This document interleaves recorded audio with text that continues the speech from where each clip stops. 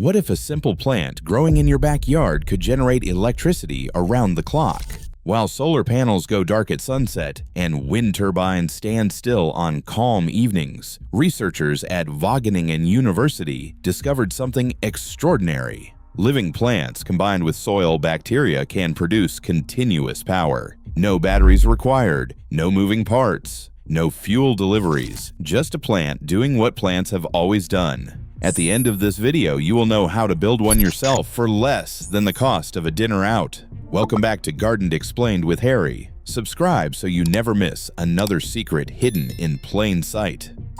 Walk outside tonight. Look at the solar panels on your neighbor's roof. Watch them do absolutely nothing. This is the fundamental flaw that the renewable energy industry does not want to discuss. Solar panels produce 0 watts when the sun goes down. The exact moment you turn on your lights, the exact moment you cook dinner, the exact moment you charge your phone. Peak energy demand occurs after sunset in most households. The technology fails precisely when you need it most. Wind turbines face the same problem. No wind means no power. Calm summer evenings leave turbines standing motionless while air conditioners strain the grid. The solution that energy companies offer is batteries. Expensive lithium batteries that degrade over time. Batteries that require mining operations across 3 continents. Batteries that cost thousands of dollars and need replacement every decade. But what if there was another way? What if something could generate electricity continuously, day and night, summer and winter, rain or shine? What if that something was already growing in backyards across the world? What if scientists proved this worked 16 years ago and almost nobody noticed? In 2008, a research team at Wageningen University in the Netherlands published findings that should have changed everything. A scientist named David Strick and his colleagues demonstrated something remarkable. They generated electricity using nothing but living plants, soil, and bacteria. The system ran continuously. It produced power in complete darkness. It required no fuel deliveries, no moving parts, no combustion, just roots growing quietly underground. They called it the plant microbial fuel cell. The name sounds complex. The concept is elegantly simple. Plants already generate electrical potential beneath the soil surface. They have been doing this for 400 million years. Every garden, every forest, every wetland, every rice paddy. Electricity has been flowing underground since before dinosaurs walked the earth. We simply never thought to harvest it. Here's how it works.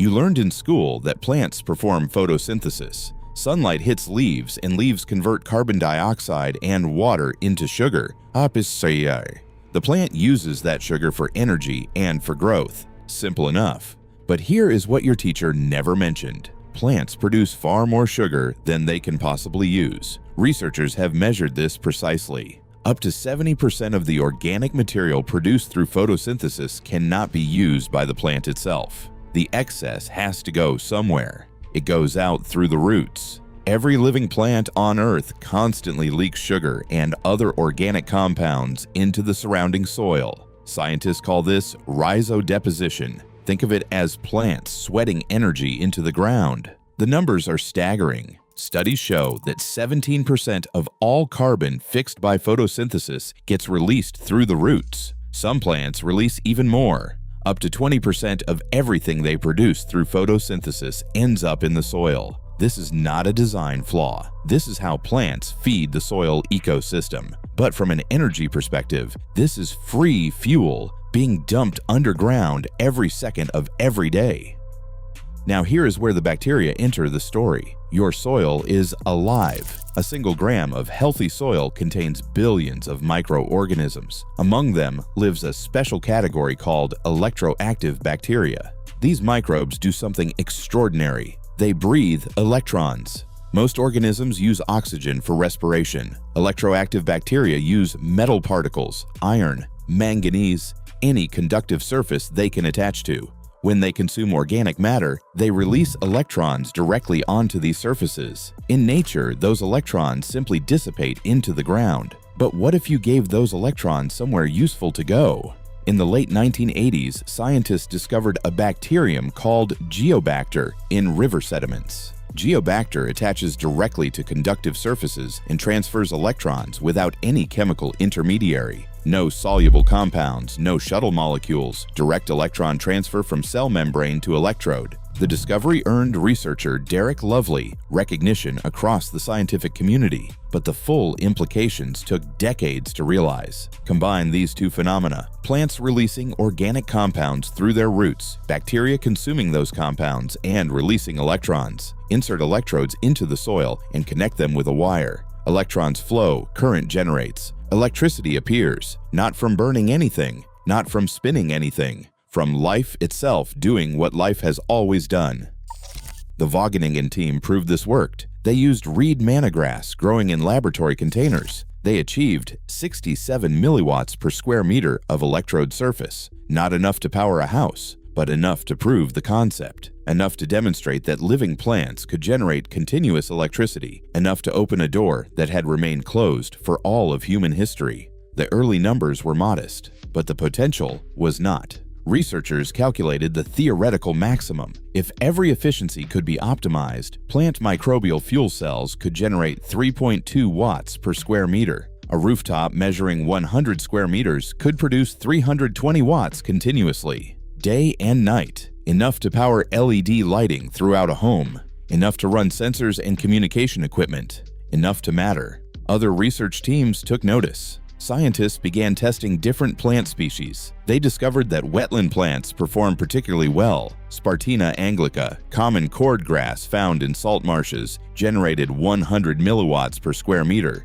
This was the highest power output ever recorded for a plant microbial fuel cell at that time. The system ran for 119 consecutive days without failure. Rice plants showed excellent potential. Millions of hectares of rice paddies already exist across Asia. These flooded fields create perfect conditions for plant microbial fuel cells. The rice grows. Farmers harvest grain. Meanwhile, electrodes beneath the surface harvest electricity. 2 crops from one field. Food and energy from the same square meter. Researchers in the Netherlands pushed further. A team tested papyrus plants in a microbial fuel cell configuration. The system operated continuously for 900 days.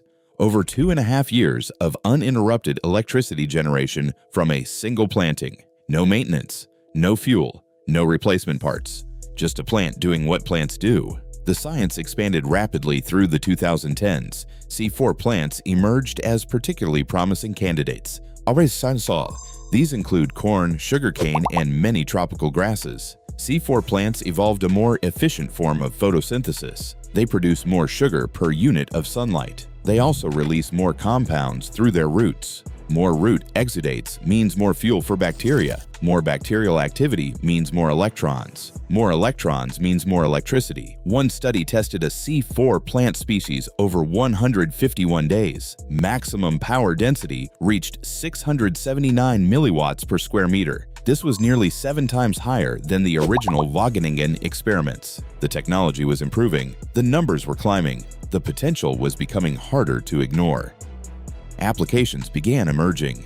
A Dutch company called Plant E installed systems in public spaces. Streetlights in the Netherlands began running on electricity from living plants, not as demonstrations, as functioning infrastructure. The company deployed 2 systems of 100 square meters each at separate locations. LED lights illuminated pathways. Wi-Fi hotspots broadcast signals, all powered by grass growing in the ground beneath. Researchers integrated plant microbial fuel cells into green roofs. Buildings already installing vegetation for insulation and stormwater management could now harvest electricity from those same plants. The roof provides environmental benefits while generating power. Urban farms could produce food and energy simultaneously. Every surface covered with plants becomes a potential power source. The military showed interest. Remote sensors in wilderness areas need power sources that last for years without maintenance. Batteries die. Solar panels can be spotted from above, but a patch of marsh grass looks like every other patch of marsh grass. Beneath the surface, electrodes harvest enough power to run monitoring equipment indefinitely. Perfect for environmental monitoring. Perfect for border surveillance. Perfect for any application requiring invisible, persistent power. So why have you never heard of this? Why do solar panel companies receive billions in subsidies while plant microbial fuel cells receive almost nothing? Why do 15,000 studies examine fish oil supplements while only 400 examine a technology that could generate free electricity forever? The pattern becomes visible when you follow the money. Consider the economics carefully. A solar panel requires manufacturing facilities, rare earth minerals, specialized glass, and precision electronics. Patents protect the designs. Supply chains span continents. Companies control every step, and customers must purchase finished products. The business model generates ongoing revenue through equipment sales, installation fees, and eventual replacements. Now consider a plant microbial fuel cell. The bacteria already exist in your soil. You cannot patent a microorganism that evolved billions of years ago. The plants grow from seeds that cost pennies. Graphite electrodes require no proprietary manufacturing process. A motivated homeowner could build a functioning system with materials from a garden center and an electronics shop. No corporation controls any essential component, and no recurring revenue model exists. The same pattern appeared with perilla, an herb containing 64% omega-3 fatty acids, more than any fish oil supplement. The omega-3 industry generates $4 billion annually selling capsules. Perilla grows like a weed and self-seeds forever. One threatens the other. The profitable option receives research funding. The free option receives silence. Plant microbial fuel cells face identical headwinds. No industry benefits from their success. Utility companies sell electricity, and plant microbial fuel cells let you generate your own. Battery manufacturers sell storage systems, and plant microbial fuel cells operate continuously without storage needs. Solar companies sell panels, while plant microbial fuel cells use plants you already grow. The funding gap tells the story. Corporate research dollars flow toward technologies that generate corporate returns. A system built from soil bacteria and common plants generates returns only for the person who builds it. Universities pursue grants from available sources, and those sources favor patentable innovations. A technology that anyone can replicate using natural materials attracts almost no commercial research interest. Infrastructure poses another barrier. Modern electrical grids design themselves around centralized power generation.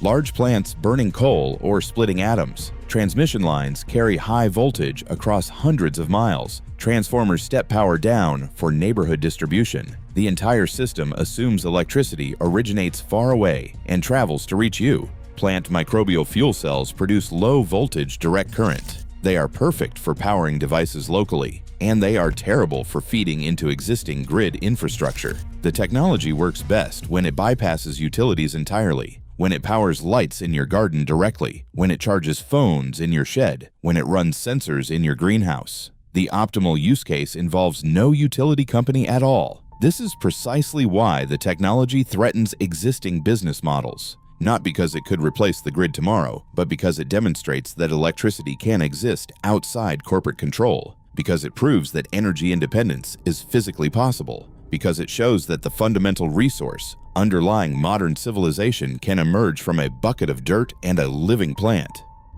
Let me show you what actually works. Wetland plants consistently outperform other categories. Reed, manna grass, common cordgrass, giant reed, and papyrus thrive with roots submerged in waterlogged soil. The anaerobic conditions favor electroactive bacteria, and the constant moisture ensures continuous electron flow. But you do not need a marsh to get started. Researchers have tested ornamental grasses with promising results. Switchgrass grows in gardens across North America. Miscanthus tolerates poor soils and cold winters. Even common lawn grasses generate measurable current when configured correctly. The basic setup requires 5 components. Components include a container to hold everything, a growing medium that retains moisture, an anode electrode buried near the roots, a cathode electrode positioned above, and a plant to drive the entire system. The container can be any watertight vessel. Plastic buckets work, wooden boxes lined with pond liner work, and old bathtubs work. Larger containers allow larger plants. Larger plants produce more root exudates. More root exudates feed more bacteria. More bacteria generate more electricity. Scale correlates directly with output. The growing medium matters more than you might expect. Standard potting soil works but performs suboptimally. Mixing in graphite granules increases conductivity. Adding vermiculite improves moisture retention. Some researchers use pure graphite felt as the entire growing medium, and plants root directly into conductive material for maximum contact between bacteria and electrodes, maximizing electron harvesting efficiency. Conductivity makes a big difference. Electrodes present the most technical challenge for beginners. Graphite plates offer good performance at reasonable cost. Carbon fiber sheets conduct excellently but cost more. Some builders use stainless steel mesh. Others repurpose old carbon brush motors. The anode must contact the root zone where bacteria concentrate, and the cathode must contact air or oxygenated water to complete the circuit. Electrodes are the heart of the system. One elegant discovery simplified the design considerably. Traditional fuel cells require expensive polymer electrolyte membranes to separate anode and cathode chambers. Those membranes cost hundreds of dollars and eventually degrade. Plant microbial fuel cells skip this entirely. The soil itself acts as the electrolyte. It allows ions to move while keeping the chambers functionally separate. Nature provides the membrane for free. Soil does the job. Connect the electrodes with copper wire. Insert a small resistor or a light-emitting diode to demonstrate current flow. Within days of planting, measurable voltage appears. Within weeks, current stabilizes. Within months, the system reaches steady-state performance. The plant grows. The bacteria multiply. The electrons flow. The cycle sustains itself as long as the plant lives. Voltage and current emerge naturally. Realistic expectations matter. A single bucket system will not power your house. A 5-gallon container with a healthy grass plant might generate 1 to 5 milliwatts. That is enough to power a small LED, enough to run a soil moisture sensor, and enough to prove the concept works in your hands. Realistic goals help learning. Scaling changes everything. 10 buckets generate 10 times the power. A raised bed covering 4 square meters generates meaningfully more. A dedicated wetland garden can generate enough to matter. Researchers documented systems powering commercial radio receivers, and others powered environmental sensors, transmitting data wirelessly. The technology scales with your ambition and available space. The future applications extend far beyond backyard experiments. Rice paddies cover over 160 million hectares worldwide. Most of that acreage already maintains flooded conditions ideal for plant microbial fuel cells. Farmers could install electrode systems beneath their rice crops, harvest grain above ground, and harvest electricity below ground. No competition between food and energy production, both from the same field.